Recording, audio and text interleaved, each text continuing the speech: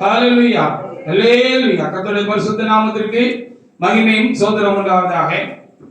ஒரு பண்டிகை ஆராதனையாக நாம் ஆலயத்திலே நாம் கூடி வருவதற்கு இறைவனாகிய தேவன் இந்த சமயங்களே நமக்கு இரக்கமாய் தேவனாய் கர்த்தர் கூட்டி கொடுத்திருக்கிறார். நம்முடைய ஆண்டவரும் கர்த்தருமாய் இருக்கிற இயேசுவானவர் தாம் இருக்கிறதுக்கு முந்தின நாளில் இப்படி ஒரு விசேஷித்த ஒரு விருந்தை நம்முடைய பின்னடியார்களுக்கு அவர் வைத்துவிட்டு போன நாளை நாம் நினைவு கூறுகிறவர்களாக தேவசமூகத்திலே நாம் கடந்து வந்திருக்கிறோம். அதற்காக ஆண்டவருக்கு நாம் அதிகமாக நாம் நன்றி செலுத்த வேண்டியவர்களாக நாம் தேவசன்னிதானத்திலே நாம் காணப்படுகிறோம்.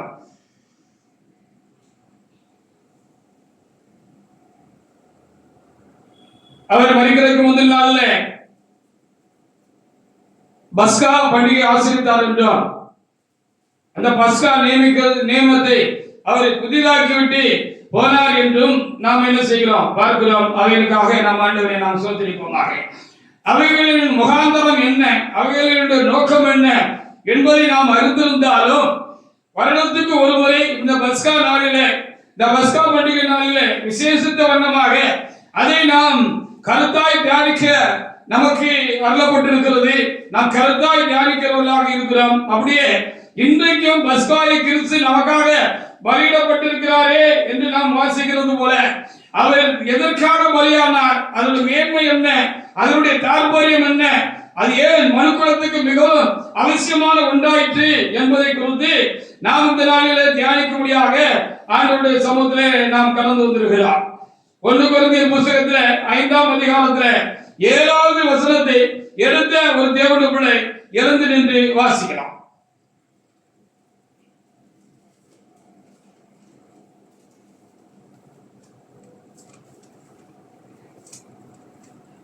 கொரிந்தியர் புத்தகத்திலே 5ஆம்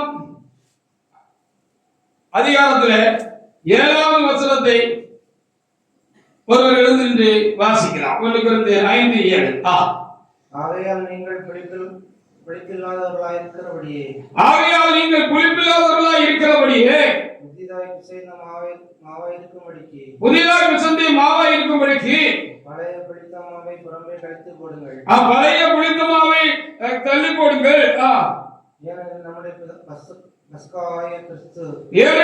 பஸ்காவாகிய கிறிஸ்து நமக்காக அவர் என்ன செய்யப்பட்டிருக்கிறார், பலியிடப்பட்டிருக்கிறாரே என்று சொல்லி அங்கே நமக்கு என்ன செய்யப்பட்டிருக்கிறது, எழுதி கொடுக்கப்பட்டிருக்கிறது. அந்த நல்ல வார்த்தைகளுக்காக நாம் ஆண்டவரை நாம் என்ன செய்ய வேண்டும், அதிகமாக நாம் சோதரிக்க வேண்டியவர்களாக நாம் இருக்கிறார்.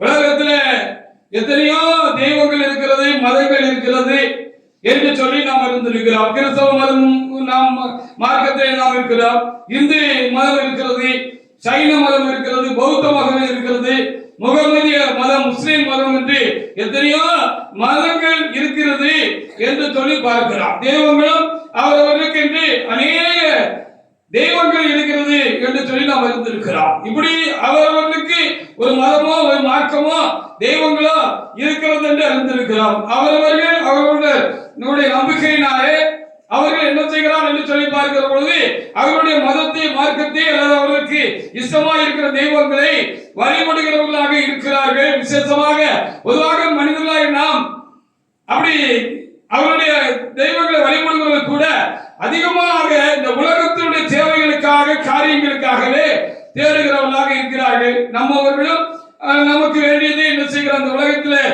நாம் இருக்கிறபடினாலே இந்த உலகத்தில் நமக்கு தேவையா இருக்கிறவர்களுக்காக நம்மவர்களும் கிறிஸ்தவ மக்களும் கூட என்ன செய்கிறார்கள், தம்முடைய தேவனிடத்திலே, இயேசுவானவரிடத்திலே, கிறிஸ்துவனிடத்திலே என்ன செய்கிறார்கள், வேண்டிக் கொள்கிறார்கள்.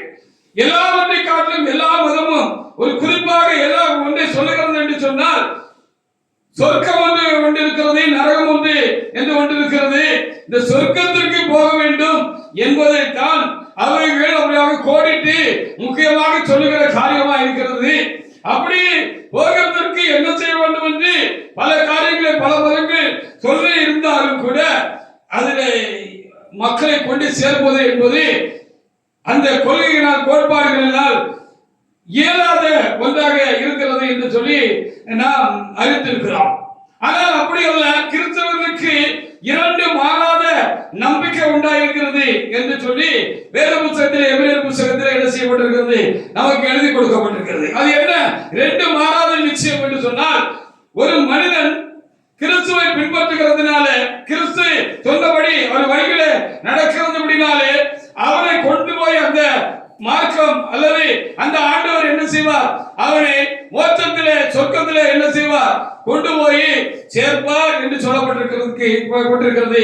என்ன அந்த ரெண்டு நம்பிக்கை அந்த மார்க்கத்திலே, இந்த மதத்திலே அல்லது இந்த கிறிஸ்துவை பின்பற்றுகிறது என்று சொல்லுகிற பொழுது, ஒன்று அவர் மரித்ததும் அவர் அடக்கம் பண்ணப்பட்டதும் அவர் மூன்றாம் நாளிலே என்னது அவர் உயிரோடு கூட எழுந்ததும் ஒரு பெரிய நம்பிக்கையாக இருக்கிறது. அல்லேலூயா. மற்ற மதங்களில் அநேகர் அப்படியாக வந்தார்கள் என்று சொல்லி அவர்களுக்கு ஒரு என்ன செய்திருக்கிறது, நம்பிக்கை இருக்கிறது. அவதார புருஷர்களாக அவர்கள் கடந்து வந்தார்கள். அவரவர்கள் மதத்திலே, இந்து மதத்திலே கூட அநேக அவதார புருஷர்கள் கடந்து வந்தார்கள் என்று எழுதியிருக்கிறது. நான் இந்து மதத்திலிருந்து கிறிஸ்தவ மார்க்கத்துக்கு வந்தவனா இருக்கிறபடினாலே கொஞ்சம் இந்து மார்க்கத்தை குறித்தும் எனக்கு கொஞ்சம் ஒரு அறிவு உண்டு, அதை குறித்த அனுபவங்கள் எனக்கு உண்டு. அதுக்காகவும் என் தேவனை நான் சோதரிக்கிறேன். அப்படி இந்து மதத்திலே கூட நிறைய அவதார புருஷர்கள் கடந்து வந்தார்கள் என்று எழுதி வைக்கப்பட்டிருக்கிறது. இந்த ஏரியாவிலே கன்னியாகுமரி மாவட்டத்திலே பார்க்கிற பொழுது ஐயாவளிக்காரர்கள் என்று சொல்லி அந்த ஐயா இருக்கிறாங்க, ஒரு அப்படியாக விஷ்ணுவுடைய மறு அவதாரமாக அவர் என்ன செய்தார், இந்த பகுதியில வந்தார் என்று சொல்லி அந்த ஐயாவை வழிபடுகிற ஜனங்கள் ஏராளமான பேர்கள் உண்டு. இப்படி ஒவ்வொரு மதத்திலும் ஒவ்வொரு நம்பிக்கை இருக்கிறது. இப்படி ஆண்டவர் கடவுள் என்ன செய்தார், அவதார புருஷராக என்ன செய்தார், இந்த பூமியில மனுஷனாக அவதாரம் எடுத்து வந்தார் என்று சொல்லி நம்பிக்கை உண்டு என்று சொல்லி பார்க்கலாம். ஆனால் இப்படி வந்தவர்கள் யாரா இருந்தாலும் சரிதான், அவர்கள் வந்தார்கள். சில சித்து காரியங்களை அவர்கள் என்ன செய்தார்கள், சித்து விளையாட்டு என்று சொல்லுவார்கள். சித்து காரியங்களை அவர்கள் என்ன செய்தார்கள், சின்ன சின்ன அற்புதங்களை அடையாளங்களை அவர்கள் என்ன செய்தார்கள் என்று சொல்லி அவர்களை குறித்து எழுதப்பட்டிருக்கிறது. ஆனாலும் ஒரு காரியம் என்னவென்று சொல்லி பார்க்கிற பொழுது, அவர்களும் எல்லா மனிதர்களைப் போல அந்த அவதார புருஷர்கள் என்று நம்பப்படுகிறவர்களும் காலம் வந்த பொழுது அவர்களும் மறித்தார்கள், அவர்களை அடக்க முடியினார்கள். அவர்கள் இன்றைக்கு வரைக்கும் மண்ணுக்குள் தான் இருக்கிறார்கள். அவர்கள்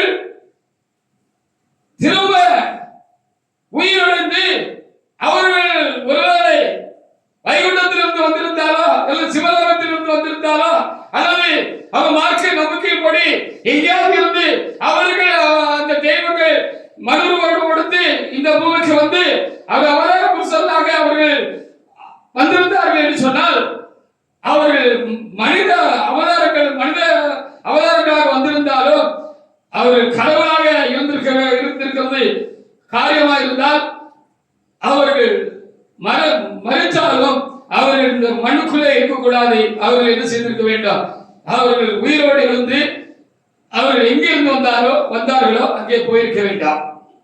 அப்படி இல்லை, அவர்கள் வந்தார்கள், சில காரியங்களை செய்ததாக ஐதீகங்கள் சொல்கிறது, நம்பிக்கைகள் உண்டாயிருக்கிறது. ஆனாலும் அவர்கள் காலம் வந்த பொழுது மறித்தார்கள். அதற்கு பிற்பாடு அவருடைய காரியங்களை குறித்து எந்த நம்பிக்கையும் அப்படிப்பட்ட அவதார புருஷர்களை பின்பற்றுகிறவர்களுக்கு அல்ல கடவுளை தெய்வங்களை பின்பற்றுகிறவர்களுக்கு அப்படிப்பட்ட எந்த ஒரு உறுதியான நம்பிக்கையும் இல்லை என்று சொல்லி பார்க்கிறோம். ஆனால் நம்முடைய கர்த்தராக இயேசு கிறிஸ்துவாக அவரே அவதார புருஷராக இருக்கிறார். அவர் கடவுள், அவர் தெய்வம், அவர் தேவன், அவர் மோட்சத்திலே தேவனாக இருக்கிறார். தேவனாக இருந்தார். அந்த தேவன் இந்த மனுக்குலத்தை ரட்சித்து மீட்டு அவர்களை தம்மை போல தேவனுக்கு உயர்த்தி அவர்களை தம்மோடு கூட அந்த மோட்சத்துக்கு எடுத்துக்கொள்ள வேண்டும் என்பதற்காக அவர் அவதாரம் எடுத்து வந்தார். அதான் முக்கியமான நோக்கம். ஹல்லேலூயா. எதற்காக இயேசு கிறிஸ்து மனித அவதாரம் எடுத்து வந்தார், அவதார புருஷனாக வந்தார், புருஷோத்தமனாக வந்தார்.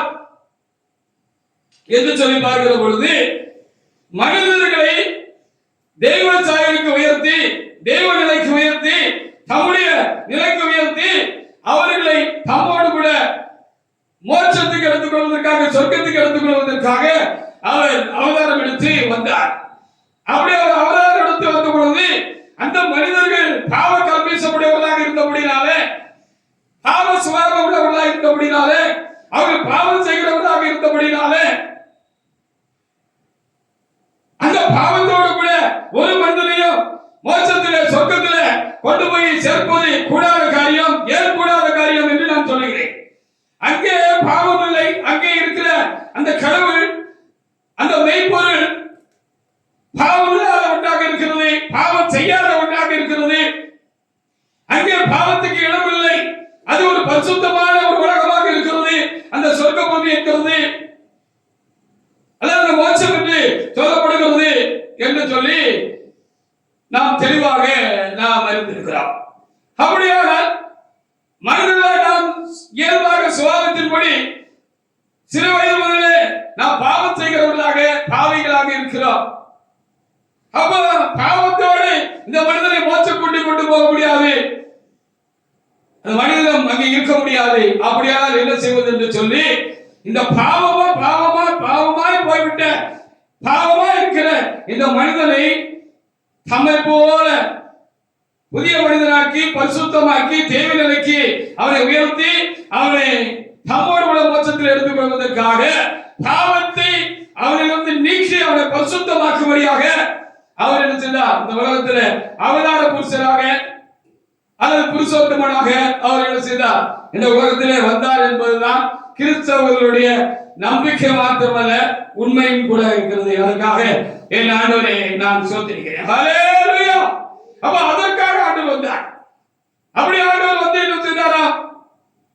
இப்படி ஒரு நாளில் அதை உறுதிப்படுத்தி விட்டு, அதற்காக ஒரு நேரத்தையும் அவர் உண்டாக்கி வைத்து விட்டு, இந்த பஸ்கா நாளுக்கு மறுநாளில், இந்த பெரிய கிழமைக்கு மறுநாளில் அவர் என்ன செய்தார் என்று சொல்லி பார்க்கிற பொழுது, அந்த மனிதர்கள் செய்த பாவங்களுக்கு உரிய தண்டனையை அவர் தம்மையில் ஏற்றுக்கொண்டு, மகத்தில் பிறந்த முதல் மனிதனிலிருந்து இனி பிறக்க போகிற கடைசி மனிதன் வரைக்கும் அவர்கள் செய்ய போகிற பாவத்துக்குரிய தண்டனையை அவர் தம்மையில் ஏற்றுக்கொண்டு சிலுவையில அந்த மனிதனுடைய பாவத்துக்காக தம்மை என்ன செய்தார்?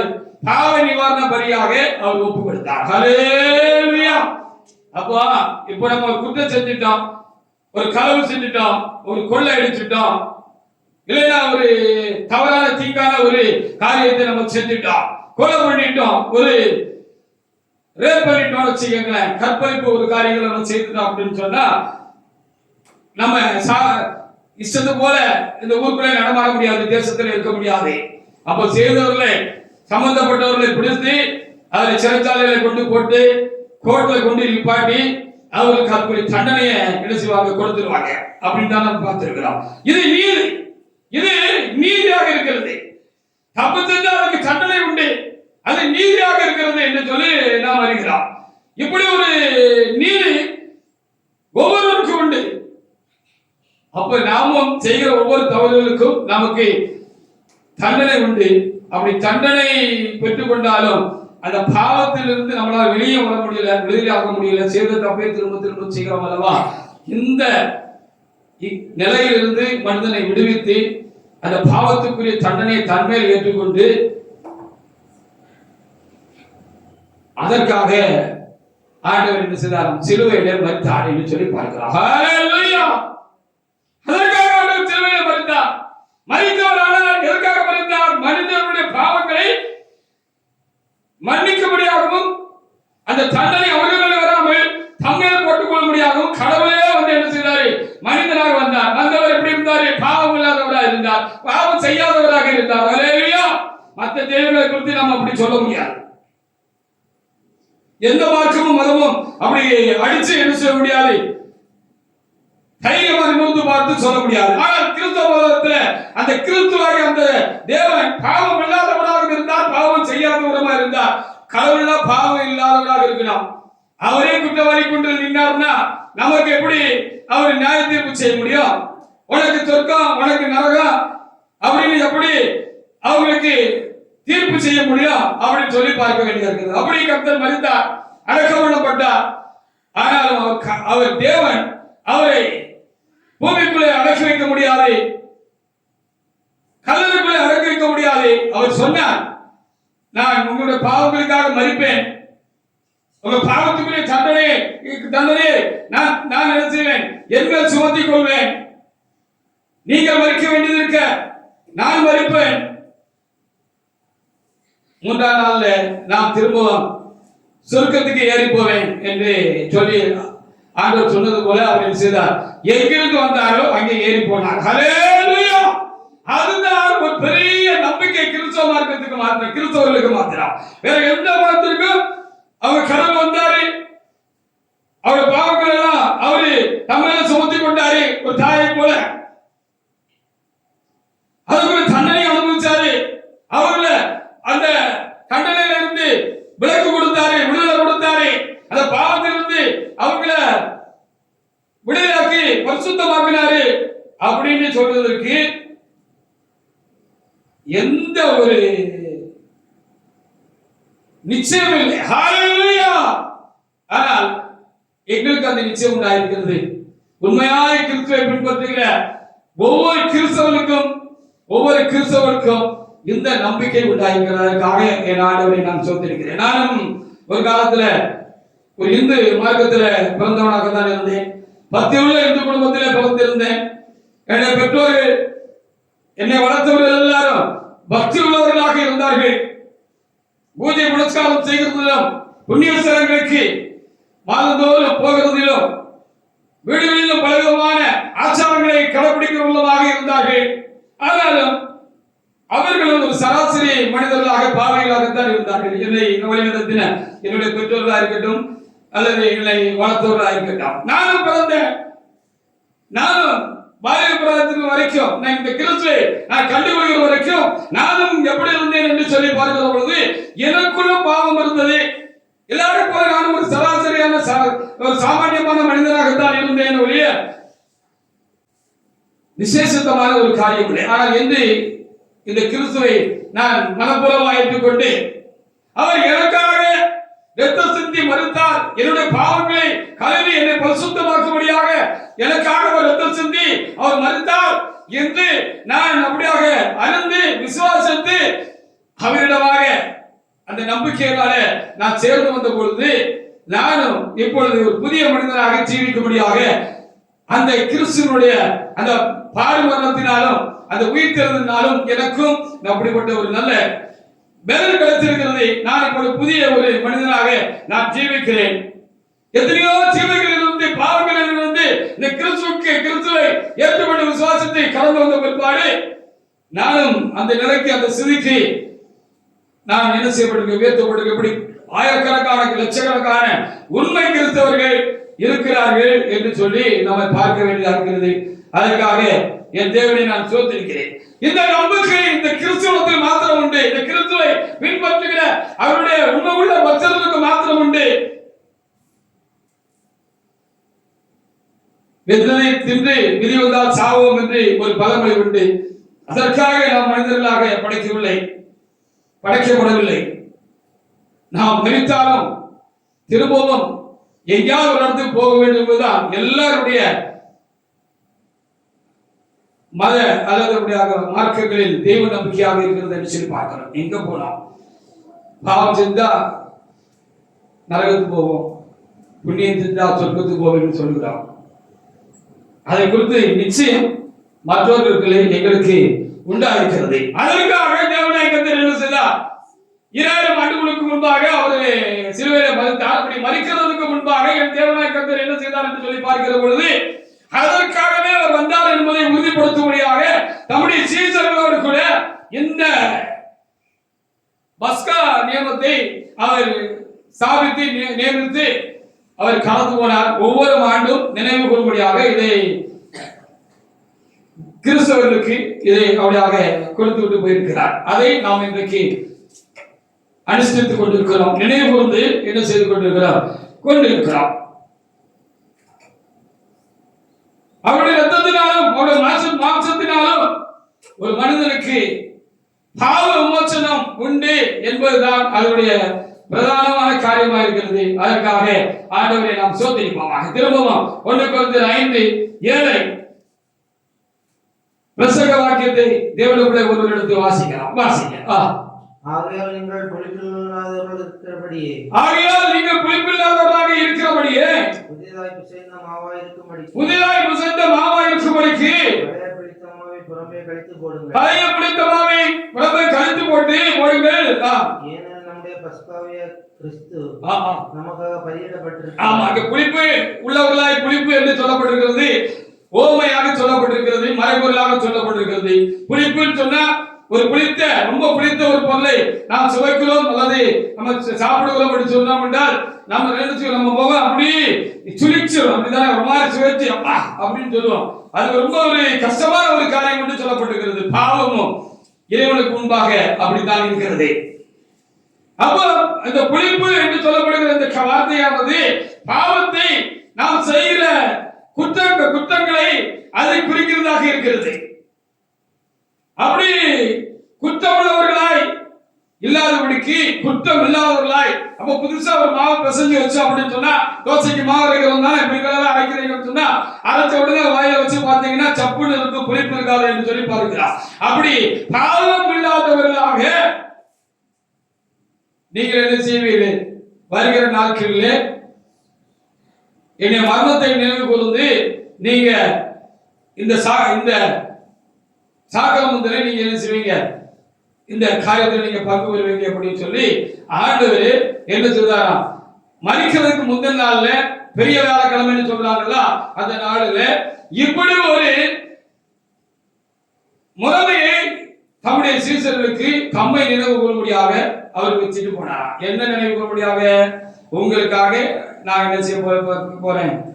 பலியாகி உங்களுடைய பாவத்தை எல்லாம் போக்கி உங்களை பாவங்களாத நிலைக்கு உயர்த்துவதற்காக நான் அப்படி பலியாக போறேன். அதை நீங்க நினைச்சு நீங்க பரிசுத்தமாயிருந்து அந்த காரியத்தை அனுஷ்டிக்கணும் அப்படின்னு சொல்லிட்டு ஆண்டவர் போனார் என்று ஒரு காரியமா இருக்கிறது, ஒரு நடைமுறையா இருக்கிறது.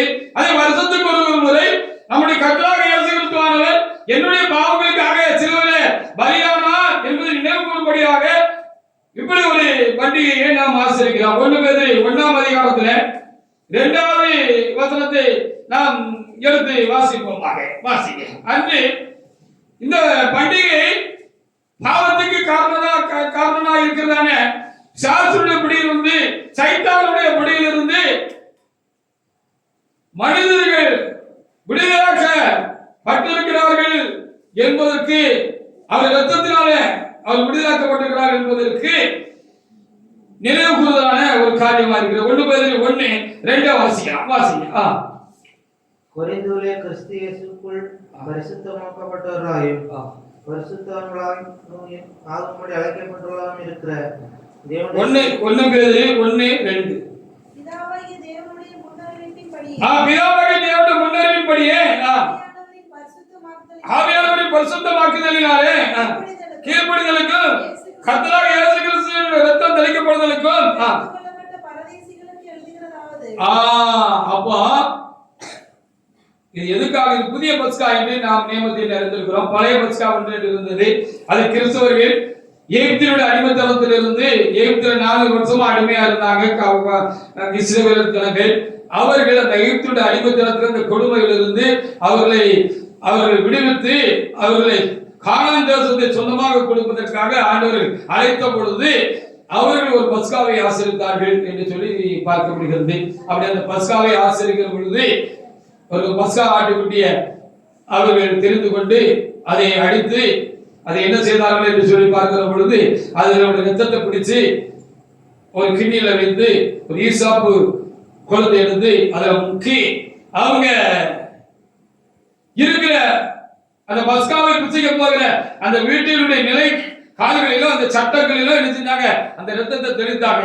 ஏன் தெளித்தாங்க அப்படின்னு சொன்னா, அந்த ரத்தம் தெளிக்கப்படாத வீடுகளில் இருக்கிற எகிப்திய ஜனங்களை கர்த்தர் அழிக்க முடியாத சங்காரக்காரனை அனுப்புவார் என்றும், அந்த சங்காரக்காரன் இந்த இரத்தத்தை தெளிக்கப்பட்ட வீடுகள் இருக்கிற நேர்கால பார்க்கிற வீடுகளை பார்க்கிற பொழுது அது விலகி கலந்து போனான் என்றும் அங்கே எழுதப்பட்டிருக்கிறது. ஹல்லேலூயா.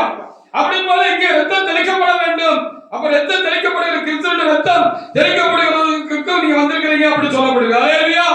நாம எல்லாம் கிறிஸ்துவின் இரத்தம் தெளிக்கப்பட்டவர்களாக இந்த பஸ்கா பண்டிகையை நம்ம என்ன செய்யலாம்? ஆசரிக்கலாம். எப்பொழுது நாம் ஞானஸ்நானம் பெற்றோமோ அப்பொழுது நமக்கு நம்ம என்ன செய்யப்பட்டிருக்கிறது? அந்த இரத்தத்துக்குள்ளே முங்கி எழுந்திருக்கிறோம். அந்த இரத்தம் நம்மளுடைய ஆத்மாவில் என்ன செய்யப்பட்டிருக்கிறது? தெளிக்கப்பட்டிருக்கிறது. அந்த அனுபவத்தை குறித்து தான் நாம் இங்கே சொல்லிக்கிறோம். நாம் இங்கே பார்க்கிறோம். இரத்தம் தெளிக்கப்படும் கிறிஸ்துவனுடைய இரத்தம் தெளிக்கப்படுகிற ஒரு அனுபவத்துக்குள்ளாக நாம் கடந்து வந்திருக்கிறோம். அதற்காக ஆண்டவரை நான் சொல்லிருக்கிறேன். அப்ப நம்முடைய ஆத்மாவை சாத்தான் அழிந்து போராதபடிக்கு, கொண்டு போராதபடிக்கு, நாம் பாவம் செய்யாதபடிக்கு, நாம் பாவத்திலிருந்து விடுதலையாகி பரிசுத்தமாக இறைவனை போல நிலைக்கு சாயலுக்கு நாம் உயர்த்தப்படும்படியாக இந்த இரத்தம் நமக்கு பாதுகாவலாக நமக்குள்ளே நம்முடைய ஆத்மாவிலே தெளிக்கப்பட்டிருக்கிறது. ஹல்லேலூயா. அது பழைய பஸ்கா. ஆனால் இந்த கிறிஸ்துவின் பஸ்கா தான் மேன்மையான ஒன்றாக இருக்கிறது. அதை தான் நம்ம இங்க பார்க்கிறோம். அதுக்காக ஆண்டவரை நாம் சோதரிப்போமாக. யோவான் 1ஆம் அதிகாரத்துல 29வது வசனத்திலே இப்படி எழுதப்பட்டிருக்கு. அப்படியானால் மெய்யான பஸ்கா கிறிஸ்து நமக்காக மாத்திரமல்ல, உலகத்தில் இருக்கிற எல்லா மனிதர்களுக்காகவும் அவர் சிலுவையிலே பலியானதுதான். அந்த பலியான பொழுது அவர் ரத்தம் பாவத்திற்காக, மனுக்குலத்தினுடைய பாவத்திற்காக சிந்தப்பட்டது.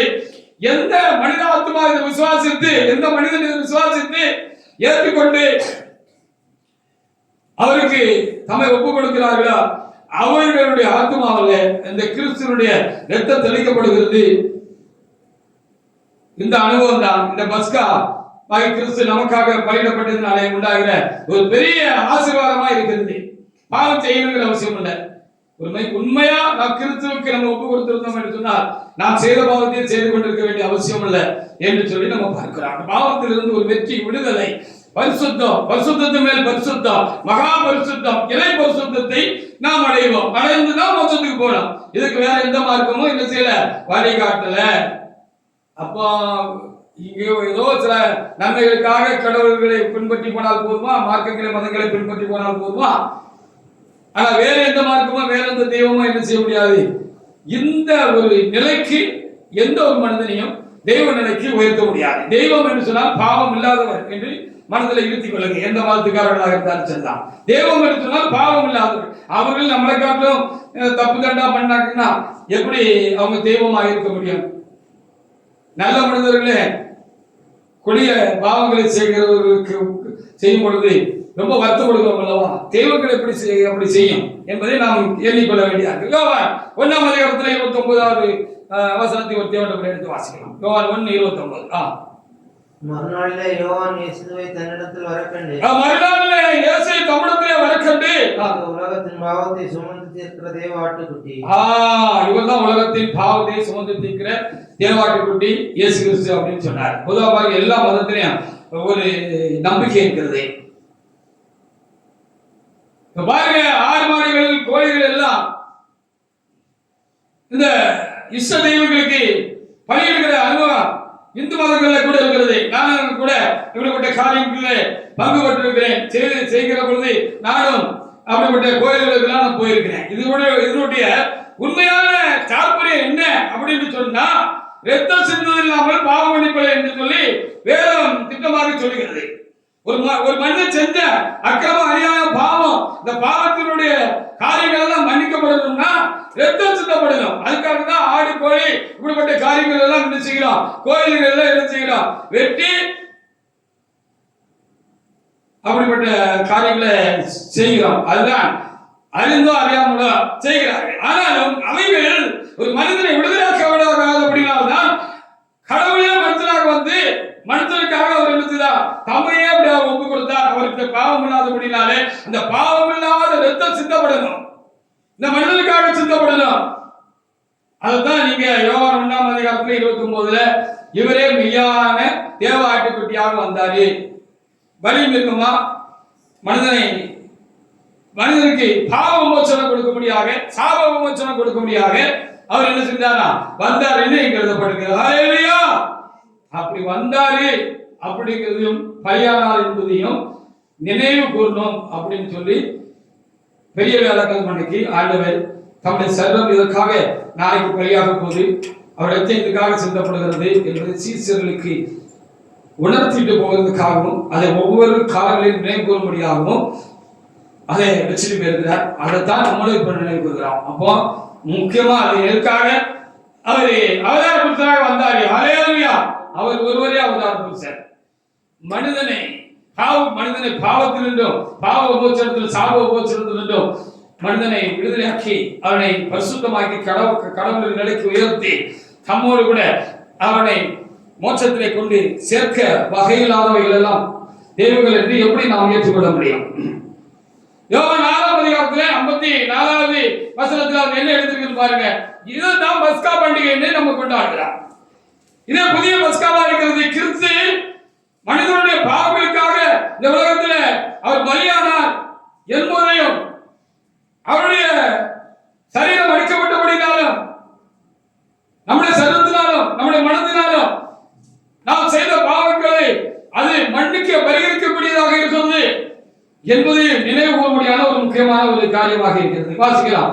வாசிங்க. யோவான் 6:34.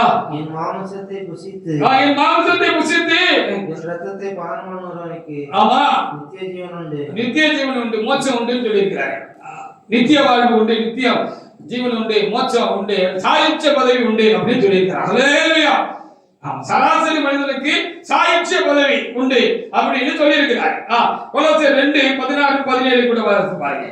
கொலோசியர் 2:16-17. அப்ப கிறிஸ்து எதற்கு தம்முடைய மாம்சத்தையும் தம்முடைய ரத்தத்தையும் புசிக்கிறதற்கு ஒப்பனையான இந்த திருவிருந்தை, இந்த சாக்கிரமத்தை எதற்கு நினைத்து பார்க்கும்படியாக வைத்து விட்டு போனார் கிறிஸ்தவர்களுக்கு என்று சொல்லி பார்க்கிறார். பாவத்தை சிலுவையிலே கொன்றார். வாசிக்கலாம். கொலோசியர் 2:16-17. ஆகையால் போஜனத்தையும் வானத்தையும் குறித்தாவது மாதப்பிறப்பையும் ஓய்நாட்களையும் குறித்தாவது. ஆமா, நமக்கும் பல விதமான பண்டிகைகள் இருக்கிறது. மற்ற பிற மதஸ்தர்களுக்கு பல திருவிழாக்களும் பூஜை புரஸ்காரங்கள் இருக்கிறது போல கிறிஸ்தவர்களாய் நமக்கு பல விதமான பண்டிகைகள் இருக்கிறது. ஒருவன் உங்களை குறித்து குற்றப்படுத்தாதிருப்பானாக. அவைகள் வருங்காரியங்களுக்கு நிழலாயிருக்கிறது. ஆமா, வருங்காரியங்களுக்கு நிழலாயிருக்கிறது. அவர்களின் பொருள் கிறிஸ்துவை பற்றினது. அது கிறிஸ்துவை பற்றினது என்று சொல்லி எழுதப்பட்டிருக்கிறது. ஹல்லேலூயா. எபிரேயர் 9:14 கூட வாசிக்கலாம். அப்போ பாவத்தை ஒரு பலி நிவர்த்தி செய்யணும் அப்படின்னு சொன்னா அது பாவம் இல்லாத ஒன்றாக அது இருக்க வேண்டும் என்று சொல்லப்படுகிறது. இதைத்தான் பழைய ஏற்பாட்டிலும் ஒரு மனிதனுடைய பாவம் நிவர்த்தியாக வேண்டும், பாவ மன்னிப்பு உண்டாக வேண்டும் என்று சொன்னால் இஸ்ரவேல் ஜனங்களுக்கு யெகோவாகிய தேவன் இருக்கிறவரா இருக்கிறது என்று சொன்ன அந்த தேவனானவர் என்ன செய்தார் என்று சொல்லி பார்க்கிற பொழுது பாவம் செய்கிற அந்த மனிதனுடைய பாவத்தை பரிகரிக்கும்படியாக மன்னிக்கும்படியாக அவர் ஆடு மாடு இவர்களுடைய இரத்தங்களை அவருக்காக சிந்தப்பட வேண்டாம் அப்படின்னு சொல்லி ஒரு நியமத்தை வச்சுட்டு இருந்தாரு. அந்த அப்படி சிந்தனம் அப்படின்னா அவங்க செஞ்ச பாவம் மன்னிக்கப்படும். அப்படி செஞ்ச பாவம் மன்னிக்கப்படுவதற்காக தெரிவு செய்கிற சூஸ் பண்ற அந்த ஆடா இருக்கட்டும் மாடா இருக்கட்டும் எந்த குற்றமுறை இல்லாத ஒரு பழுதும் இல்லாததாக இருக்கலாம் அப்படின்னு சொல்லப்படுது. ஒரு நல்ல ஒரு எந்த குறையில்லாத ஒரு ஆடாவோ மாடாவோ இருக்கணும்னு சொல்லி அன்னைக்கு என்ன செய்யப்பட்டிருக்கிறது சொல்லப்பட்டிருக்கு. 9:14 பாருங்க. நித்திய ஆவினாலே தம்மை தாமே பழுதற்ற பலியாக தேவனுக்கு ஒப்புக் கொடுத்தார். நித்திய ஆவியினாலே பழுதற்ற பலியாக தம்மை தாமே ஒப்புக் கொடுத்தார். கிறிஸ்துவின் இரத்தம் ஜீவனுள்ள தேவனுக்கு ஊழியம் செய்கிறதற்கு உங்கள் மனசாட்சியை செத்தன் கிரியையாளர இருப்பது எவ்வளவு நிச்சயம். ஆமா, பழைய ஏற்பாட்டிலும் இஸ்ரவேல் ஜனங்களுக்கு அப்படி ஒரு ஒரு முறைய கடவுள் வச்சிருந்தாரு அப்படின்னு சொல்லி அங்க பார்த்தோம். அதெல்லாம் வசனங்களை பார்க்கல, நேரங்கள் எல்லாம் அப்படின்னா நம்ம அப்படி பார்த்து கொண்டே நாம் போகிறோம். அப்ப ஆரம்பமாக இருந்தாலும் ஒரு கண்ணுக்குள்ளா போனதோ, சொறி உள்ளதோ, சிறங்கு உள்ளதோ, கை நுண்டியோ, கால் நுண்டியோ, குறுகிய அவயங்கள் உள்ளதோ, நெடிய அவயங்கள் உள்ளதோ, எந்த குறை இருக்கக்கூடாது, சின்ன குறையோட இருக்கக்கூடாது அப்படின்னு சொல்லி அங்கே பழைய ஏற்பாட்டிலே என்ன செய்யப்பட்டிருக்கு, சொல்லப்பட்டிருக்கிறது. அந்த பஸ்கா நியமத்தில் கூட, எகிப்திலிருந்து அந்த புறப்பட்ட பஸ்கா நியமத்தில் கூட அவர்களுக்கு இந்த நியமத்தை ஆட்டுக்குட்டியை பலி செலுத்தி அந்த காரியத்தை செய்யணும் அப்படின்னு சொல்லப்பட்டு, அதுவும் பழுதற்ற ஆட்டுக்குட்டியாக இருக்கணும் அப்படின்னு சொல்லப்பட்டிருக்கு. அப்ப இங்க பாருங்க, அப்ப இயேசு கிறிஸ்து பாவமே எந்த குறையும் இல்லாதவர், அந்த கையை நீட்டி உங்களுடைய குற்றம் இருக்குன்னு சொல்லி நம்ம இயேசுப்பாவை பார்த்து யாரும் சொல்ல முடியாது, கிறிஸ்தவங்களை பார்த்து சொல்லலாம்.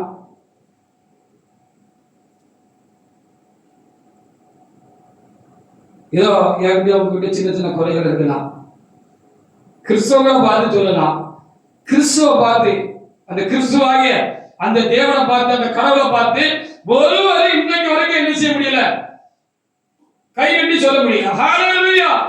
நாத்திகர்கள் இருக்கிறார்கள், கடவுள் இல்லை என்று அடிச்சு பேசுகிற நாத்திகர்கள் என்று சொல்லப்படுகிற கூட்டங்கள் இருக்கிறது. கடவுள் நம்பிக்கை உள்ளவர்களை ஆத்திகர்கள் என்று சொல்லுகிறோம், கடவுள் நம்பிக்கை இல்லாதவர்களை நாம் நாத்திகர்கள் என்று என்ன சொல்லுகிறோம். இப்படி கடவுள் இல்லை இல்லை இல்லவே இல்லை என்று சொல்லுகிற இந்த தீக்காக்காரங்க வச்சுக்கோங்களேன், திராவிட கலாக்காரங்க மாதிரி நம்ம தமிழ்நாட்டில் எப்படி இருக்கு, உலகத்திலையும் இந்த கடவுள் நம்பிக்கை இல்லாதவங்களா இருக்கிறாங்க. இவங்க எல்லாம் எனக்கு தெரிஞ்ச இது வரைக்கும் கிறிஸ்துவர் குறை சொல்லினதாகவோ, ஏசப்பாவை குறை சொல்லி அவரு சரியில்லை, அந்த சாமி அப்படி இல்லை இப்படி இல்லை, அவரும் குறை உள்ளவர் தான், அவர் இப்படி தப்பு பண்ணார் அப்படி தப்பு பண்ணாருன்னு எந்த இடத்துலையும் அவங்க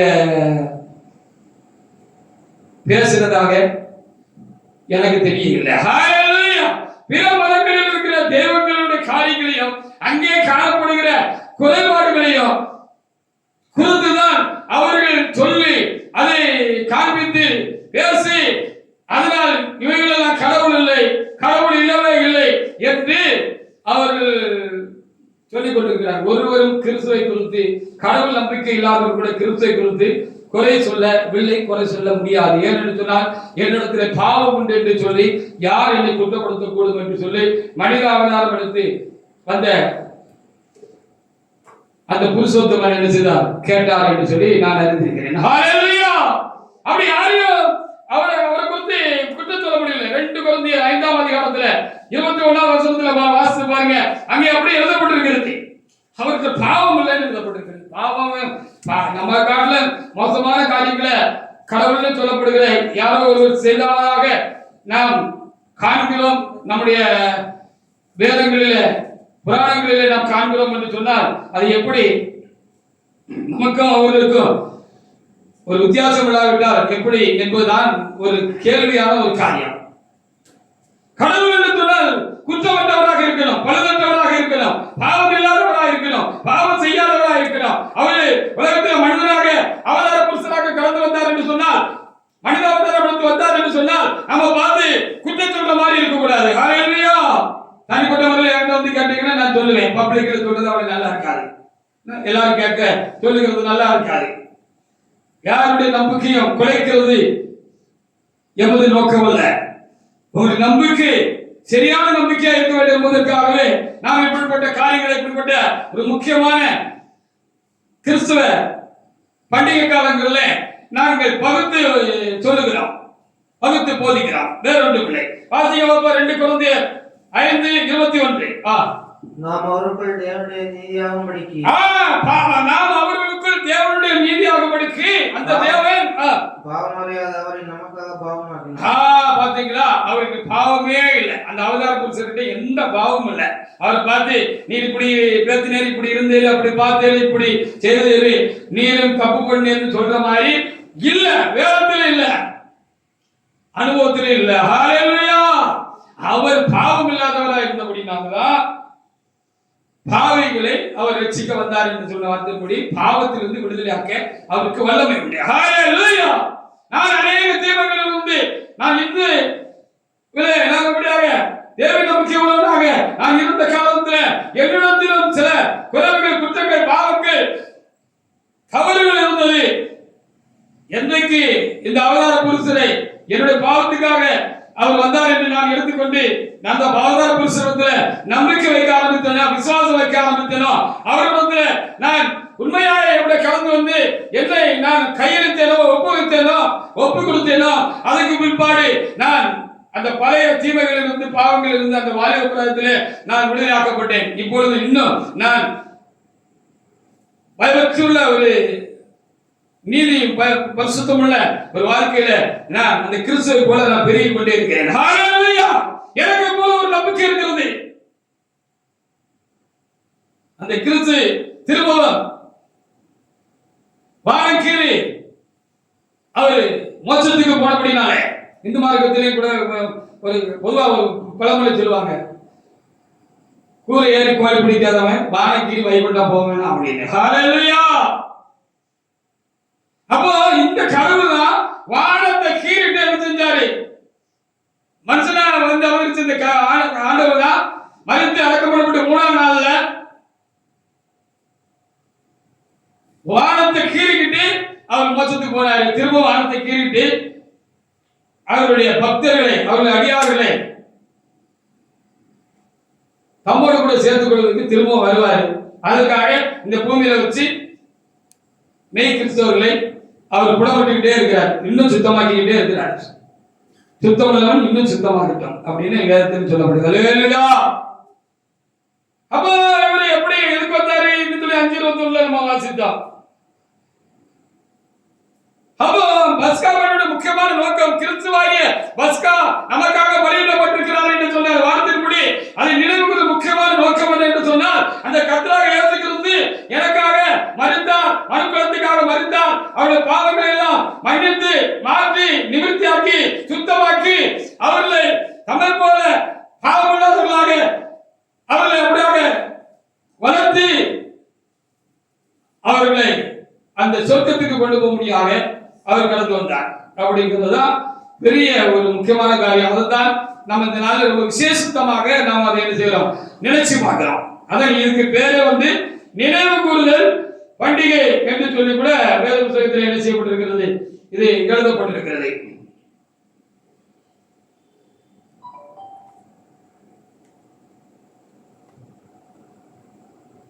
ஒன்று கொரிந்தியர் 11ஆம் அதிகாரத்துல 23, 25 வசனங்களை நீங்க வாசித்து பாருங்க. 1 கொரிந்தியர் 11:23 முதல்ல வாசிங்க.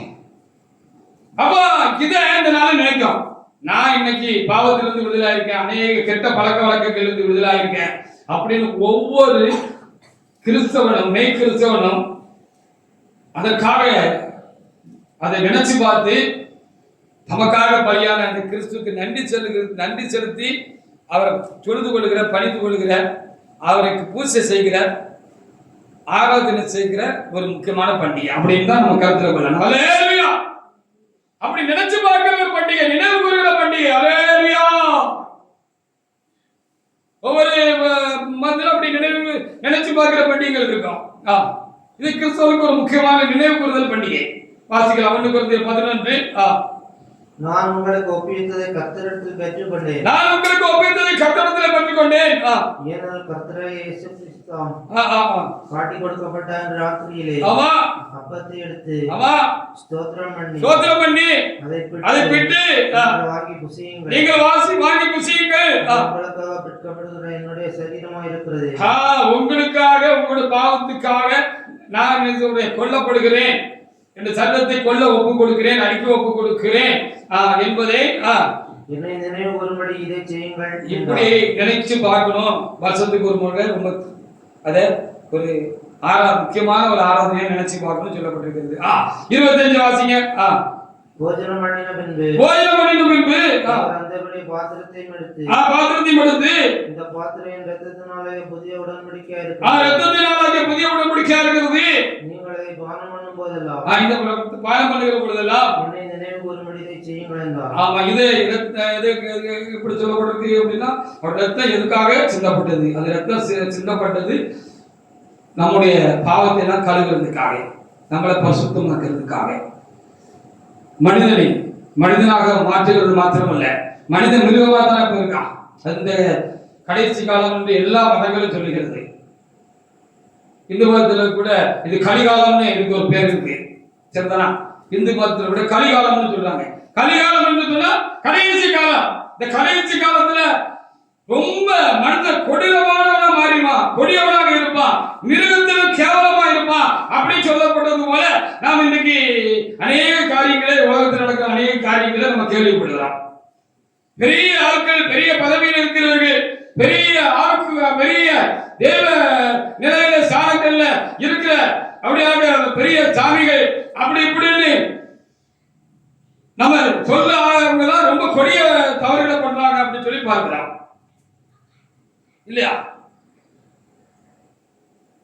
அப்படி எந்த ஒரு பாவியா இருந்தாலும் எங்க இருந்தாலும் இந்த இயேசு கிறிஸ்து எனக்காக அவர் மரிச்சாரு, எனக்காக ரத்தம் சிந்தினாரு, அவர் ரத்தத்துக்கு அந்த வல்லமை உண்டுன்னு நாம் ஒரு மனுஷன் விசுவாசித்து அவர் ஏற்றுக்கொண்டான் அப்படின்னு சொன்னா அவனுக்கு பாவ விமோச்சனம் கிடைக்கும். அந்த பாவத்திலிருந்து விமோச்சனம் என்ன? ஒரு விமோச்சனம் இல்லைப்பா அப்படின்னு நம்ம பொதுவாக சொல்றாங்க தானே. ஒரு விமோச்சனம் இல்லை அப்படின்னா ஒரு மாற்றம் இல்லை, அதுல இருந்து ஒரு விடுதலை இல்லை. ஹல்லேலூயா! அப்ப விடுதலை உண்டாகும். ஹல்லேலூயா! அப்ப பிற மதங்கள்ல இருக்கிற சகோதரர்களே, சகோதரிகளே, தேவ மக்களே, அப்படி இன்றைக்கு உங்களால சொல்ல முடிகிறதா? இந்த தெய்வத்தை வழிபடுகிறோம், அதுக்கு பின் செல்கிறோம், அதுக்கு பூஜை புனஸ்காரங்களை செல்கிறோம், ரொம்ப அதுமேல் பக்தி வைராக்கியமாக இருக்கிறோம். அதற்காக நாங்கள் அங்க பிரதிஷ்டை செய்கிறோம், அழகு குத்துகிறோம், உருளுகிறோம், கால்நடையாக புண்ணிய செலவுக்கெல்லாம் போகிறோம். ஆனபடினாலே எங்களுடைய வாழ்க்கை மாறி இருக்கிறது. நாங்க எதெல்லாம் பாவம்னு சொல்றோமோ அதை நாங்க நேற்று செஞ்சோம், இன்னைக்கு செய்யல, செய்யாம இருக்கிறது எங்களால் முடியுது அப்படின்னு சொல்ல முடிந்தாதான் நம்ம தெய்வ நம்பிக்கையினால பிரயோஜனம் இருக்கிறது. ஹல்லேலூயா! கடவுள் இல்லைன்னு சொல்றவங்களை காட்டிலும் கடவுள் நம்பிக்கை உள்ளவங்க தான் ரொம்ப மோசமா இருக்கிறாங்கன்னு நான் பழைய காலங்களில் அறிந்திருக்கிறேன். கிறிஸ்தவர்களும் இருக்கிறது ரொம்ப வருத்தமான காரியம். உண்மையாக தங்களை கிறிஸ்துக்கு ஒப்புக் கொடுக்கவில்லை. அப்ப அவங்களுக்கு முடியல. ஆனா ஒரு கிறிஸ்துவை உண்மையாக ஏற்றுக்கொள்கிறவர்களுக்கு, அவர் எனக்காக பலியானார் என்று ஏற்றுக்கொள்கிறவர்களுக்கு அந்த மேன்மை லபிக்கும், அவர்களுக்கு உண்டாகும், கிடைக்கும், உண்டாயிருக்கிறது. அப்ப யாராலும் சொல்லணும்ல,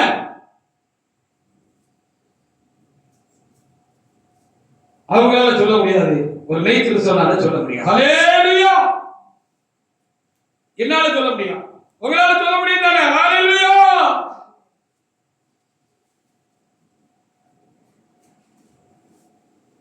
இங்கதான் ஒரே சண்டை சச்சரவா இருக்கு, அடிப்படியா இருக்கு, குத்து, கொலை, கொள்ளை, மோசம், நாசம் அப்படிமா இருக்கு. மோசத்துக்கு நம்ம போனோம்னா மோசமா அப்படி இருந்தா அது மோசமா இருக்காது, நரகமா மாறிடுமா? உலகம் நரகமா மாறிட்டப்பா, வீடு நரகமா ஆயிட்டுன்னு சொல்றாங்க. நம்ம சொல்லுகிறது இல்லையா? வீட்டை ஒரே அடிப்படை சண்டை, குழப்பமும், பிரச்சனையும், பல காரியங்களும், ஒருத்தருக்கு ஒருத்தர் குடும்பத்துல ஒரு ஒற்றுமை இல்லாம, ஒரு வீட்டுல ஒரு அமைதி இல்லாம, ஒரு சந்தோஷம் இல்லாம, மகிழ்ச்சியாக இருந்தானா நரகம் மாதிரி இருக்கு அப்படின்னு சொல்றோம் இல்லையா? அப்போ இந்த நிலையில நம்ம மேல போனோம்னா நம்ம அங்கேயும் போய் அது அங்கே சொர்க்கத்தை நரகமாக்கிட மாட்டோம். அப்படி நரகமா சொர்க்கத்தை நரகமாக்கிட கூடாதுதான் நம்மளை செறி பண்ணி சுத்தமாக்கி கொண்டு போகிறதுக்காக தான் இயேசு கிறிஸ்து ஒருவர் தான் அவதார புருஷராக இந்த உலகத்துல வந்தார். ஹல்லேலூயா!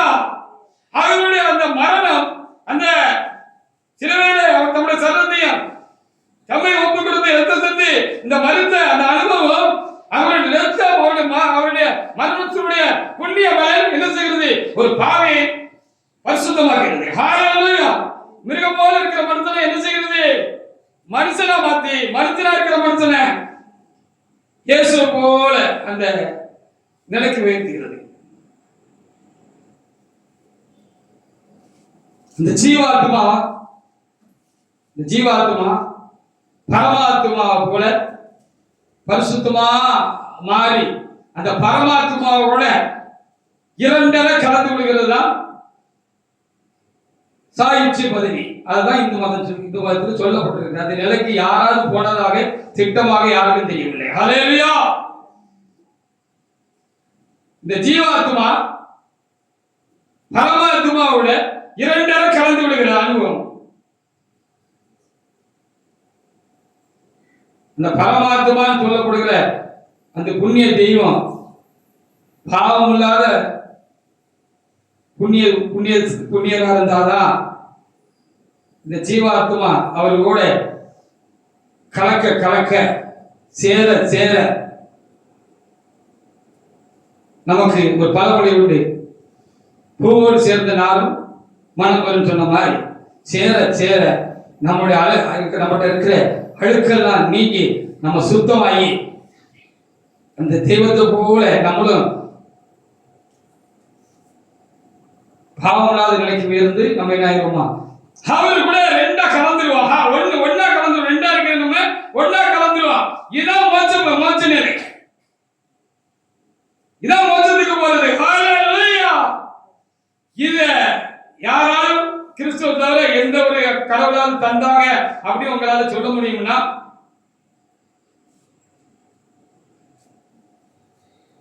நல்லா இருக்கும். நாங்க தைரியமா சொல்றோம். ஹல்லேலூயா. இதை நினைவு கூறுகிறது தான் இந்த பஸ்கா பண்டிகையோட முக்கியமான நோக்கம். என்னை மனிதனாக்கி, என்னை புனிதனாக்கி, என்னை தெய்வ நிலைக்கு உயர்த்தும்படியாக இந்த காரியம் அவரால் எனக்கு உண்டானது அப்படின்னு சொல்றத நினைக்கிறது தான் இந்த பஸ்கா. அவரது புதிய பஸ்காவுடைய காரியம். பழைய பஸ்காவை பத்தி நம்ம அன்னைக்கு அதிகமா பார்க்கல. இஸ்ரவேலை பொறுத்து அவர் பஸ்கா ஆட்டுக்குட்டியாக வந்தார் என்று எழுதப்பட்டிருக்கிறது.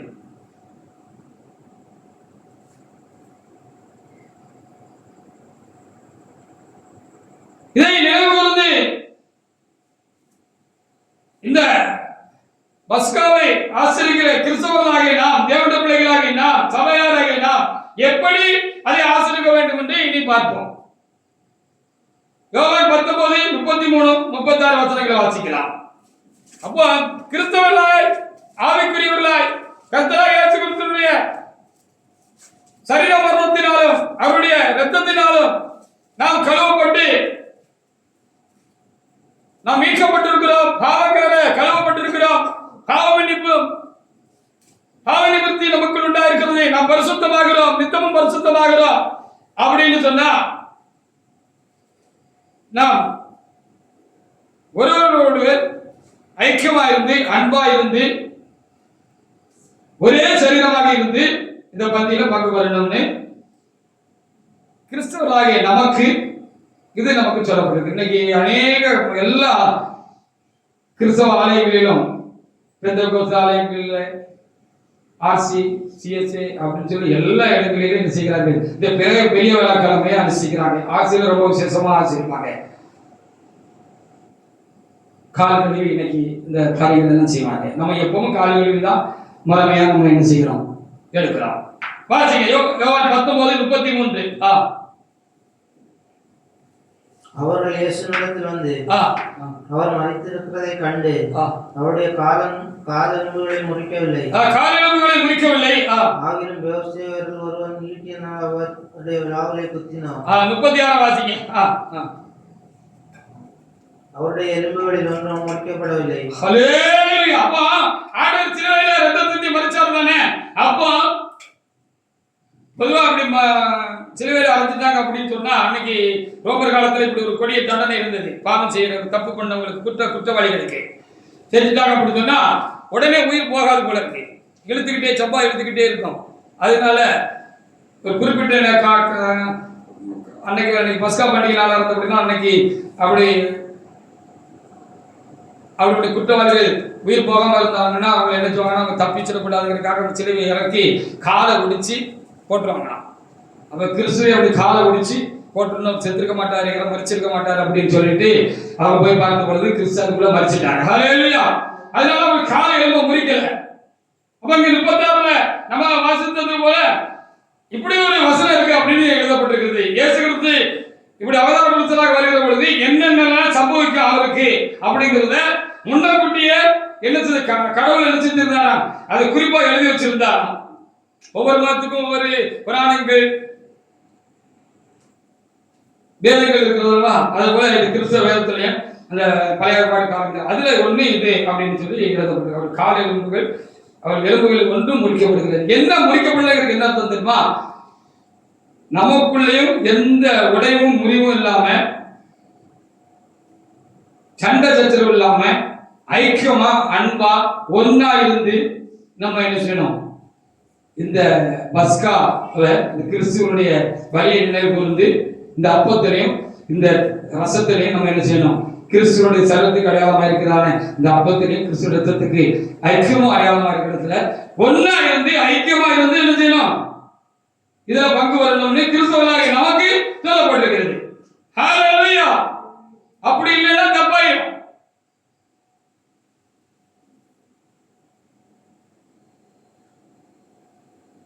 ஒன்று கொரிந்தியர் 12:25 கூட ஒரு தேவனுக்கு எடுத்து வாசிக்கலாம்.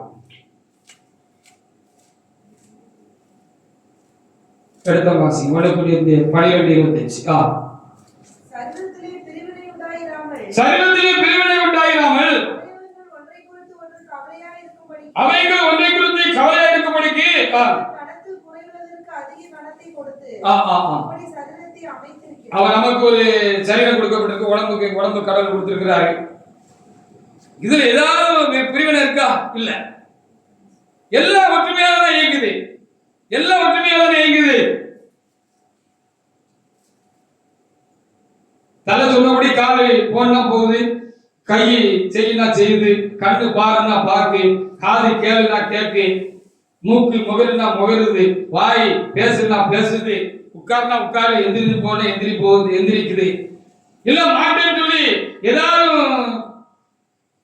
வம்பு வருதா? ஒன்னாதானே இருக்கு. கண்ணுல அடிபட்டு உடனே கை டக்குன்னு போய் கண்ணை போத்துது இல்லையா?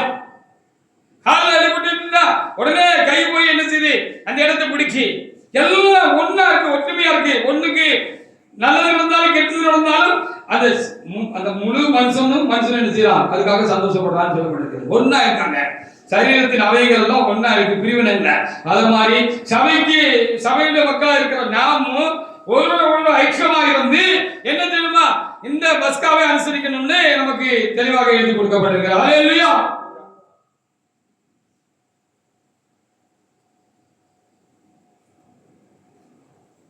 ஒன்று கொரிந்தியர் 5:7-8 வாசி பாருங்க. புளிப்போடு என்ன இருக்கு, புளிப்போடு பாவத்தோட அதை அனுஷ்டிக்க கூடாது அப்படின்னு எழுதப்பட்டிருக்கிறது. புளிப்பு இல்லாம அனுஷ்டிக்கணும்னு 7-8 வசனங்கள்ல எழுதப்பட்டிருக்கு. நம்ம ஏற்கனவே வாசித்ததுதான். 8வது வசனத்தை வாசி. ஆதலால் பழைய புளித்த மாவோட இல்ல, அம்மா பழைய புளித்த மாவோட அல்ல, துக்கணமும் பொல்லாப்பும் என்னும் புளித்த மாவோடும் அல்ல அல்ல துப்புரவு உண்மை என்னும் புளித்த அப்பத்தோட பட்டியை ஆசிரிக்க கூடாது. ஆமா, பாவத்தோட ஆசிரிக்க கூடாது, பாவம் இல்லாம ஆசிரிக்கணும். மனுஷங்க நம்ம கிறிஸ்துவ போல ஆகும்படியாக அழைக்கப்பட்டிருக்கிறோம். சின்ன சின்ன குறைகள் இருக்கலாம், பெரிய பெரிய குறைகளோடு கண்டிப்பாக நம்ம சபையில என்ன செய்கிறது இல்லை, யாருக்கும் திருவிழந்து கொடுக்கிறது இல்லை. கிறிஸ்துவனுடைய இந்த மாம்சத்தில் இரத்தத்தில் புசிக்கும்படியாக அவருக்கு உத்தரவு கொடுக்கிறது இல்லை. ஹல்லேலூயா. சின்ன சின்ன காரியங்கள் இருந்தால் சரி பண்ணிக்கிட்டு என்ன செய்யணுமா, பழைய புளித்தமாவை சின்ன சின்ன காரியங்கள் இருந்தால் அதை சரி பண்ணிக்கிட்டு என்ன செய்யணும், அதை முறையா ஆசிரியணும் சொல்லப்பட்டிருக்கு. யாத்திராகமம் 12:8 வாசி பாருங்க. அப்போ இதை நாம் விசேஷமாக இந்த பஸ்கா பண்டிகை நாளில் நாம் ஆசரிக்கிறோம். மற்றபடி வார வாரம் மற்ற சபையிலபடி அல்ல, நமக்கு கட்டளையும் ஆலோசனை சபைக்குள்ள உண்டாயிருக்கிறபடினால வார வாரம் ஞாயிற்றுக்கிழமை அன்னைக்கு பரிசுத்த நாளில் நம்ம என்ன செய்கிறோம், இந்த காரியத்தை நம்ம அனுஷ்டிக்கிறோம். விசேஷமாக இந்த நாட்களில் இந்த கிறிஸ்துவனுடைய இந்த மெய்யான பஸ்காவாகிய அந்த பலியை குறித்து நாம் தியானிக்கிறோம், அதில் பங்கு பெறுகிறோம். எப்படி பரிசுத்தமாயிருந்து ஐக்கியமாயிருந்து பயபக்தியோடு கூட இந்த பஸ்காவாகிய கிறிஸ்து எனக்காக சிலுவையில் அடிக்கப்பட்டார், மரித்தார், ரத்தம் சிந்தி மரித்தார் அப்படிங்கிறத ஒத்துக்கொண்டு அதற்காக மெய் மனஸ்தாபத்தோட நாம் அது பங்கு கொள்ளணுங்கிறது தான் இந்த யாத்திராமத்தில் எழுதப்பட்டவருடைய தாற்பயமாக உட்கருத்தாகவும் இருக்கிறது. வாசிங்க. அன்று ராத்திரியில் அவன் மாம்சத்தை நெருப்பினால் சுட்டு ஆமா புளிப்பில்லாத அப்பத்தோடும் ஆமா பாவம் இல்லாமலும் கசப்பான கீரனாதை புசிக்கப்படாது குறிக்க கடவுள் என்று எழுதப்பட்டிருக்கிறது. யார் அப்ப இது ஒரு முக்கியமான ஒரு காரியம் எழுதப்பட்டிருக்கிறது. யாத்திராகம் 13:48 வாசி பாருங்க. 13:48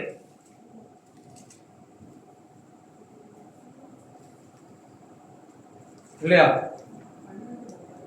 அந்நியன் ஒருவன் உன்னிடத்திலே தங்கி ஆமா அவனுக்கு பஸ்காவை ஆசரிக்க வேண்டும் என்று இருந்தார். ஆமா அவனை சேர்ந்த ஆண் பிள்ளைகள் யாவரும் விருத்த சேதனம் பண்ண வேண்டும். ஆண் பிள்ளைகள் யாவரும் விருத்தம் சேதனம் என்ன செய்யணும் பண்ணணும்னு அங்கே எழுதப்பட்டிருக்கிறது. விருத்த சேதனம் என்று சொல்லுகிற பொழுது ஆதியில் இஸ்ரவேல் ஜனங்களுக்கு தேவன் நியமித்த ஒரு காரியம். அந்த நுனித்தோல் மாம்சம் வெட்டப்படணும் சுண்ணத்துன்னு சொல்லுவாங்க. முஸ்லிம்கள் அப்படி செய்யறாங்க. அது இஸ்ரவேல் ஜனங்களும் செய்கிறார்கள். சுண்ணத் அப்படின்னு சொல்லுவாரு. அந்த காரியம் செய்கிறதுக்கு என்ன அடையாளம்னு சொன்னா அவர்கள் கடவுளுடைய பிள்ளைகள் என்று அதற்கு அர்த்தம். ஹல்லேலூயா. அப்படி சுண்ணத்து பண்ணப்பட்டவங்க தான் சில சடங்குகள்ல அந்த இஸ்ரேலிய சடங்குகள்ல இல்ல பழைய ஏற்பாட்டு சபை சடங்குகள்ல கலந்து கொள்ள முடியும். அவங்க தான் இந்த பழைய பஸ்காவிலையும் கலந்து கொள்ள முடியும் அப்படின்னு சொல்லி எழுதியிருக்கு. அப்ப புதிய பஸ்காவில் என்னன்னு சொன்னா அந்நியர்கள் என்று சொல்லுகிற பொழுது ஞானஸ்நானம் பெறாதவர்கள் அதில் பங்கு பெறக்கூடாது. ஞானஸ்நானம் பெற்று அவர்கள் என்ன செய்யணும்? கிறிஸ்துவனுடைய இந்த பஸ்கா பலியில புசிக்க வேண்டும், பங்கு பெற வேண்டாம். அவர்கள் ஞானஸ்நானம் பெற்றது மாத்திரமல்ல அவர்கள் கிறிஸ்துவின் ஆவியை பெற்றிருக்க வேண்டாம். அதான் விருத்த சேதனம் என்று சொல்லப்பட்டிருக்கிறது. இங்கே புதிய அதான் விருத்த சேதனம். அதை பாருங்க. அதை குறித்து ஒப்பிட்டு ரோமர் 2ஆம் அதிகாரத்தில் 28-29 எழுதப்பட்டிருக்கிறது. வாசி பாருங்க. அப்ப பழைய விருத்த சேதனம் பெற்றவங்க தான் கடவுளுடைய பிள்ளைகள் என்று கடவுளால் அங்கீகரிக்கப்பட்டவர்கள் தான் இந்த பஸ்காவில் பங்கு பெற வேண்டும். அன்றைக்கு எகிப்திலிருந்து புறப்பட்ட ஜனங்கள் என்று சொல்லி நாம் பார்க்கிறோம்.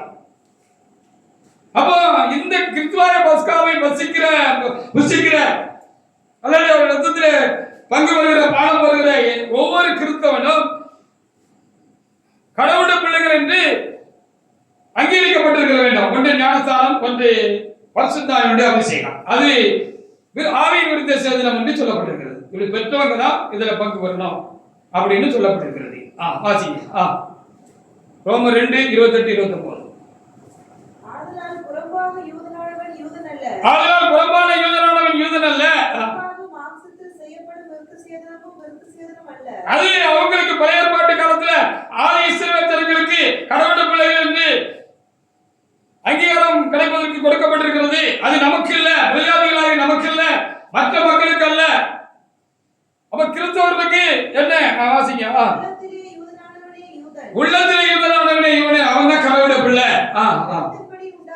எழுத்தின்படி உண்டாகாமல்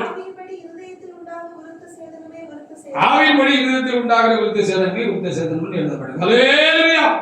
அப்போ நம் நுனித்தோலின் மாமிசம் விருத்த சேதனம் பண்ணணுமா?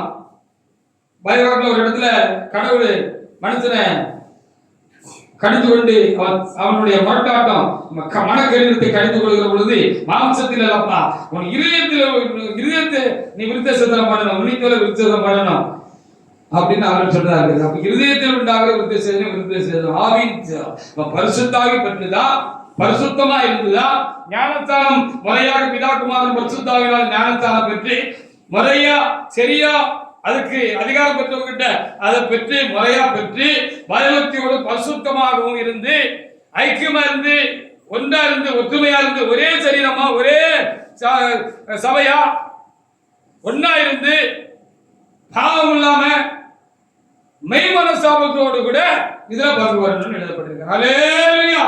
பங்கு பெறனா வாரம் பங்கு பெறனா வாரம் இதை நம்ம நினைப்பூட்ட முடியாது. இதை மனசுல நம்ம வச்சு விடணும். அதுக்குதான் இன்னைக்கு இது நமக்கு நினைவு கூறுதல் பண்டிகையாக கொடுக்கப்பட்டிருக்கு. பஸ்கா பண்டிகை கிறிஸ்துவனுடைய பஸ்காவில் புசிக்கிறவர்கள் எப்படிப்பட்டவர்களாக இருக்க வேண்டும்? அந்த பஸ்கா ஆட்டுக்குட்டி எப்படிப்பட்டவர்? அந்த புருஷோத்தமன் அந்த அவதார புருஷன் யார்?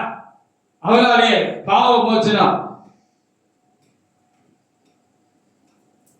மோட்ச கதி நமக்கு உண்டாகும் என்று சொல்லி இரண்டையும் நாம் பார்த்து கொண்டிருக்கிறோம். யாத்திரை 12:11.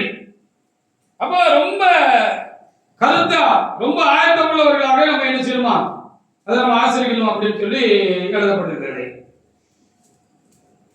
அப்போ அந்த எகிப்து தேசத்திலிருந்து அந்த ஆதி இஸ்ரவேலர்கள் புறப்பட்ட நாளிலே இதை அனுசரித்தார்கள். அந்த பழைய பஸ்காவை என்ன செய்தார்கள், பஸ்கா ஆட்டுக்குட்டியை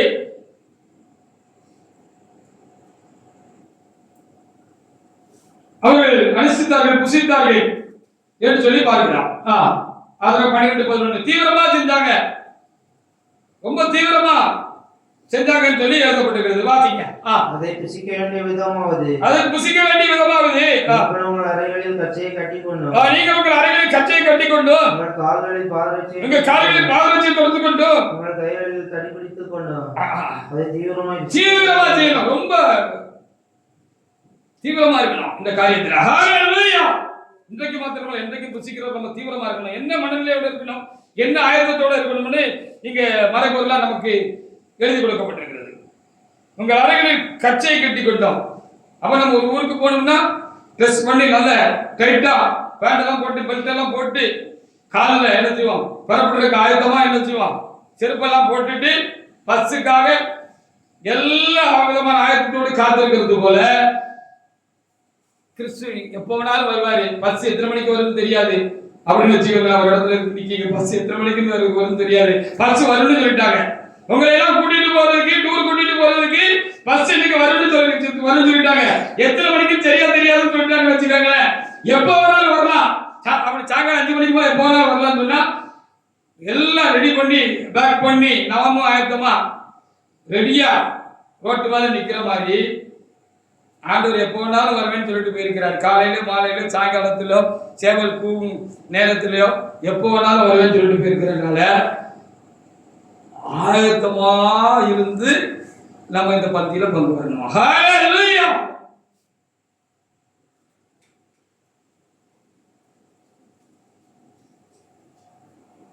அப்படின்னு நமக்கு கேள்வி கொடுக்கப்பட்டிருக்கிறது. எபேசியர் 6:23 இருந்து நீ வீட்டுல போய் வாசி பார்த்துக்கோங்க. இதற்கு அடையாளமாக ஆவிக்குரிய காரியம் என்னன்னு அங்க எழுதப்பட்டிருக்கிறது. ஆவிக்குரிய காரியத்தை குறித்து இங்க என்ன சொல்லப்பட்டிருக்கிறது, எபேசியர் புத்தகத்துல அங்கே ரொம்ப தெளிவாக நமக்கு என்ன செய்யப்பட்டிருக்கிறது, எழுதி கொடுக்கப்பட்டிருக்கிறது. 13 முதல் நீ வரிசையா நீங்க வாசி பார்த்தீங்கன்னா தெரியும். சத்தியம் என்னும் கச்சைன்னு அங்க எழுதியிருக்கிறது. அறையை கட்டிக்கொள்ளணும்னு, நீதி என்னும் மார்க்க வசத்தை தரிச்சு கொள்ளணும், சமாதானத்தின் சுவிசேஷமா இருக்கிற ஆயத்தம் என்னும் பாயத்தில் இருப்பது. எப்பவும் நம்ம கடவுளோடும் மனுஷர்களோடும் சமாதானமா ஆயத்தமா இருந்து எந்த பிரச்சனை இல்லாம நம்ம ரொம்ப என்ன சொல்லுமா, நமக்குள்ள ஏதாவது ஒரு சமாதான கேடு நமக்கு கடவுளுக்கும் இல்லை நம்ம ஒருவருக்கு இருந்துச்சுன்னா நமக்கு அதே தான் போட்டு நம்ம மனசுல திரும்ப அதே தான் நம்ம சிந்திச்சுக்கிட்டே இருப்போம். பார்த்துருக்கீங்களா? அந்த ஆளை குறிச்சே தான் நமக்கு அடிக்கடி நினைவு வரும். ஏன் அப்படி செஞ்சான், அவன் இப்படி செஞ்சான், அப்படி செஞ்சான், நமக்கு அப்படி செஞ்சான், இப்படி செஞ்சான், அது இது அந்த ஆளையே நினைச்சிட்டு இருப்போம். நம்ம அப்படி நினைக்க கூடாதுன்னா அவங்க நம்ம கூட சமாதானம் இருக்காங்களோ இல்லையோ, நம்ம அவங்க கூட சமாதானமா இருக்கணும். நம்ம அவங்க நம்மளுக்கு செஞ்சதெல்லாம் தூக்கி உள்ள இருந்து வெளியே தூக்கி போட்டுட்டு, மனசுல இருந்து வெளியே தூக்கி போட்டுட்டு அதையே போட்டு சிந்திச்சுட்டு இருக்காம, அதற்காக நம்ம சங்கடப்பட்டுட்டு இருக்காம ஆண்டவர் கூட நம்ம சமாதானமா இருந்தோம்னா ஆண்டவர் வருவாரு வரப்போறாருங்கிற அந்த ஒரு விஷன் தான், அந்த ஒரு தொலைநோக்கு பார்வை தான் நமக்கு உண்டாயிருக்கும். தெரிதானே? இப்படி இருந்து ஆராதிக்கிறோம். இந்த பஸ்கால பங்கு வரணும்னே நமக்கு என்ன செய்யப்பட்டிருக்கிறது, சொல்லிக் கொடுக்கப்பட்டிருக்கிறது. அப்படின்னா அந்த புதிய உடன்படிக்கை என்று இதுக்கு பேர் இருக்கிறது, புதிய பஸ்கா என்று பேர் இருக்கிறது. மத்தேயு 26 முதல் 28 வரைக்குள்ள வசனங்களை வாசித்து நாம் முடிக்கலாம். அப்படின்னா இந்த பஸ்கா பண்டிகை என்றால் என்ன, இந்த பஸ்கா நாயகர் யார், அவர் எதற்காக பஸ்கா பலியாக ஆட்டுக்குட்டியாக இந்த உலகத்தில் வந்தார், அவர் எதற்காக பலியானார், அவரை விசுவாசித்து ஏற்றுக்கொண்டிருக்கிற தேவனுடைய பிள்ளைகள் அதை ஆசீர்வதிக்கிறோம், அதை எப்படி ஆசீர்வதிக்க வேண்டும், யார் ஆசீர்வதிக்க வேண்டாம் அப்படிங்கிறத கொஞ்சம் இன்றைக்கு கொஞ்சம் கூடுதலாக நினைவு கூறுவதற்கு கர்த்தர் உதவி செய்திருக்கிறார். இது ஒரு புதிய உடன்படிக்கையாக இருக்கிறது. அன்னைக்கு ஆதி இஸ்ரவேலர் கூட இந்த பழைய பஸ்கா ஒரு உடன்படிக்கையாக இருந்தது. கடவுள் அந்த ஆதி இஸ்ரவேல் மக்களோடு கூட ஒரு உடன்படிக்கை பண்ணிக்கிட்டார், ஒரு ஒப்பந்தம் பண்ணிக்கிட்டார். நீங்க உடன்படிக்கை ஒப்பந்தம் பண்ணி கொடுக்கிறது.